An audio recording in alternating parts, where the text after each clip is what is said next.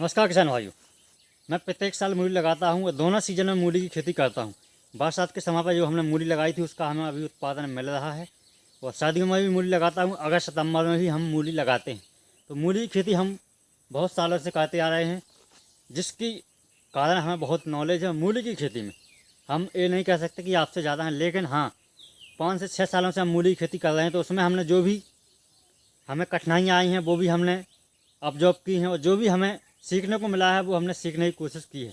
तो जो भी हमने सीखा है वही हम आज के इस वीडियो में आपके साथ में शेयर करने वाले हैं।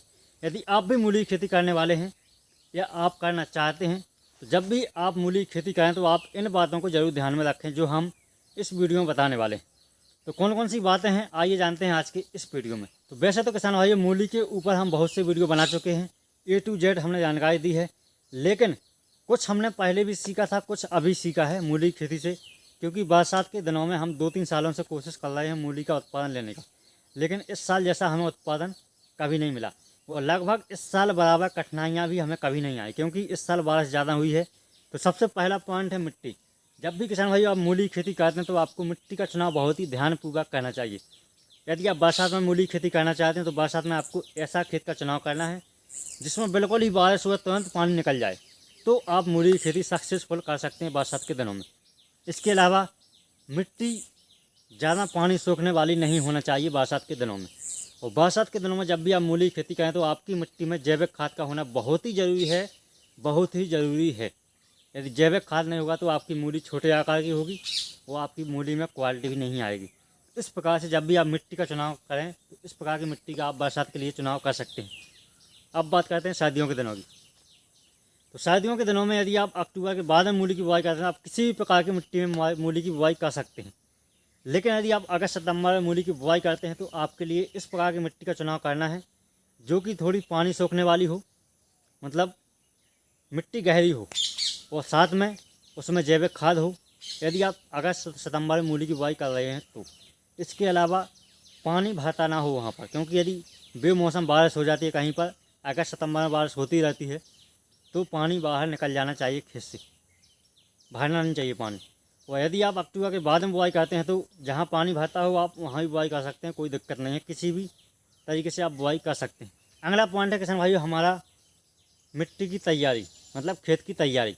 जब भी आप मूली की बुआई करें किसी भी सीजन पर करें तो पहली जुताई आपको बहुत ही अच्छी गहरी जुताई करना है।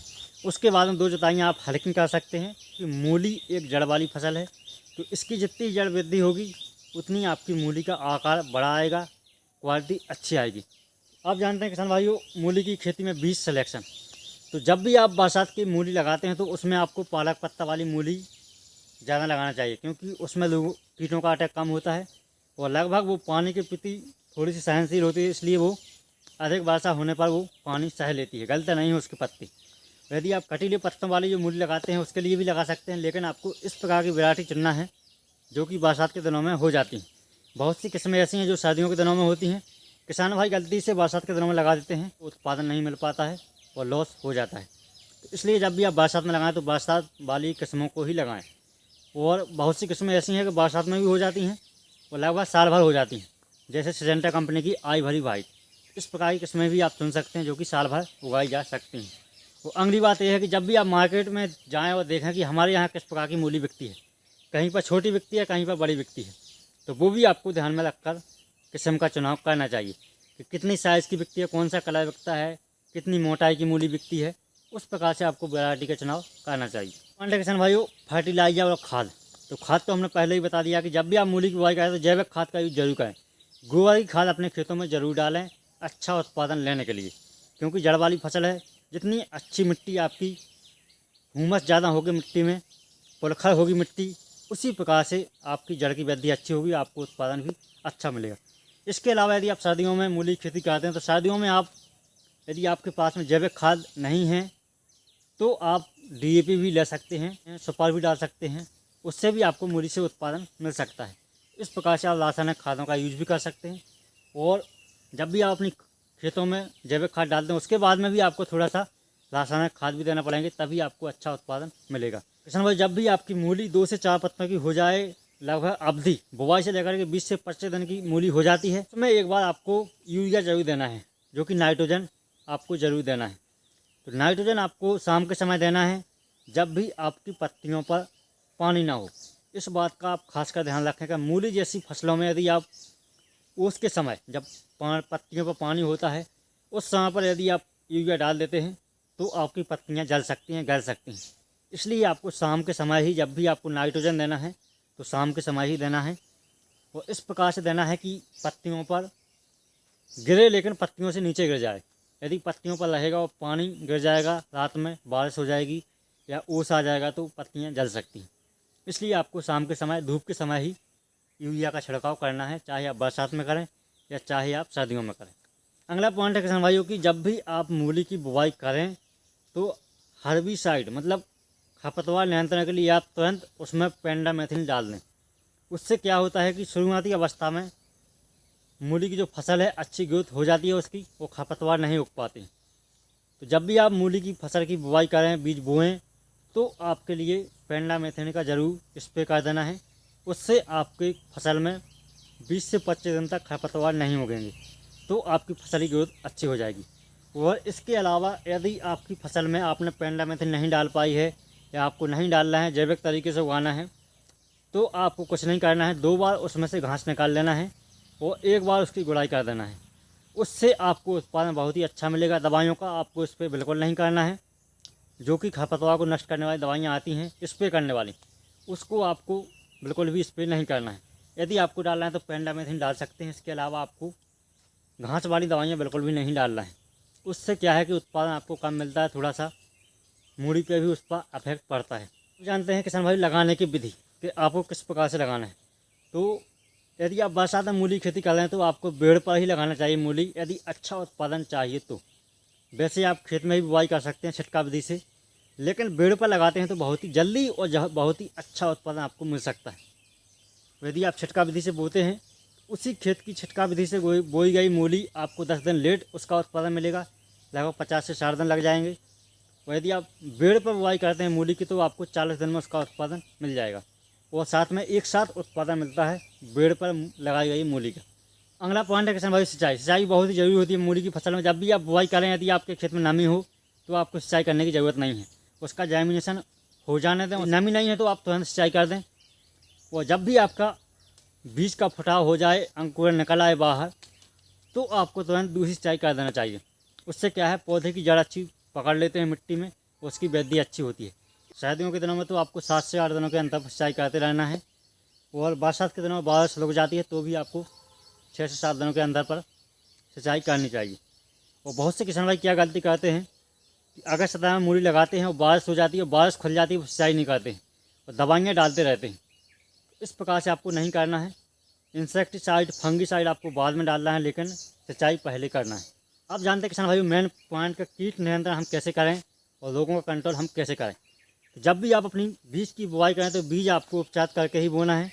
और जब भी आप हाईब्रिड बीजों का चुनाव करते हैं तो हाईब्रिड बीज अधिकतर कंपनियों के उपचार करके ही आते हैं।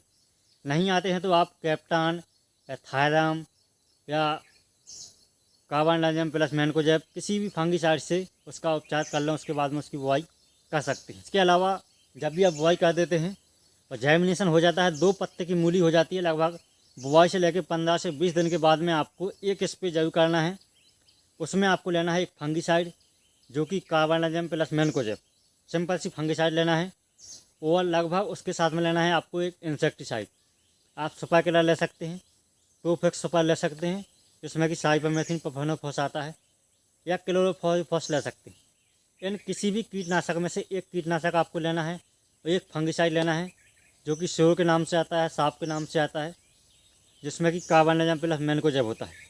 दोनों को फंगिसाइड लेना है आपको 40 ग्राम प्रति 15 लीटर पानी के हिसाब से, और वहीं आपको 40 ml दवा लेना है इंसेक्टिसाइड, और मिक्स करके आपको एक स्प्रे कर देना है।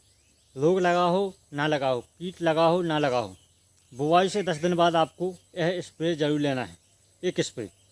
और इसी प्रकार से आपको 10 दिन के अंतर पर एक स्प्रे लेते रहना है हमेशा। तो आपको महंगी दवाइयाँ डालने की ज़रूरत नहीं पड़ेगी, और लगभग फसल में कोई कीट भी नहीं लगेगा, ना ही कोई रोग लगेगा। यदि आपकी फसल में रोग और कीट लग जाते हैं तो भी आपको इसी प्रकार की दवाइयाँ का यूज करके आप अपनी फसलों में रोग और कीटों का कंट्रोल कर सकते हैं। क्योंकि इसमें नॉर्मल से कीट लगते हैं, अधिकतर वही इल्लियाँ और पत्ते खाने वाले, और लोग लगते हैं जो अधिकतर जड़ गलाने वाले और पत्ते गलाने वाले। तो बस इसी फंगिसाइड और इसी कीटनाशक से कंट्रोल हो जाते हैं। अब जानते हैं किसान भाइयों अगला और मेन पॉइंट कि हम मूली को किस समय पर मार्केट में ले जाएं और हमें किस प्रकार से अच्छा रेट मिलेगा। तो मेन रूप से जब भी किसान भाइयों आप मूली की बुआई करते हैं उसी समय आपको प्लानिंग करनी चाहिए कि हमें किस समय पर मूली की बुआई करना है, कितने दिनों बाद हमें इसका उत्पादन मिलेगा और कितने समय पर कौन से समय पर मूली मार्केट में नहीं आती है। तो सबसे पहले आपको अपने आसपास के बाज़ार में जाना है, जहां आपको मूली की बिक्री करना है। वहां पर आपको जा कर के देखना है कौन सा किसान भाई कब लाता है, मार्केट में कब डिमांड है, कौन से महीने में मूली अच्छी बिकती है। इस प्रकार से सभी बातें आपको जा कर के अपनी एक डायरी में लिख लेना है और फिर उसी प्रकार से आपको टारगेट करना है कि हम यदि 1 सितंबर को मूली की बुआई करेंगे तो हमारी मूली लगभग अक्टूबर के आखिरी सप्ताह में उसका उत्पादन हमें मिल जाएगा और हम इस समय पर मूली लेकर जाएंगे तो हमें लगभग इतना एवरेज रेट मिल सकता है। इस प्रकार से आप मार्केट को रिसर्च करके ही मूली की बुआई करें तो आप बहुत ही कम एरिया में बहुत ही अच्छा मुनाफा कमा सकते हैं। तो किसान भाइयों ये थे कुछ पॉइंट जो कि आप मूली की खेती करते समय इन बातों को ध्यान में रख करके बहुत ही अच्छा लाभ कमा सकते हैं, बहुत ही अच्छा पैसा कमा सकते हैं मूली की खेती करके। वीडियो कैसा लगा, थोड़ी बहुत जानकारी अच्छी लगी हो तो वीडियो को लाइक करें और सब्सक्राइब करें चैनल के लिए इसी प्रकार की वीडियो पाने के लिए।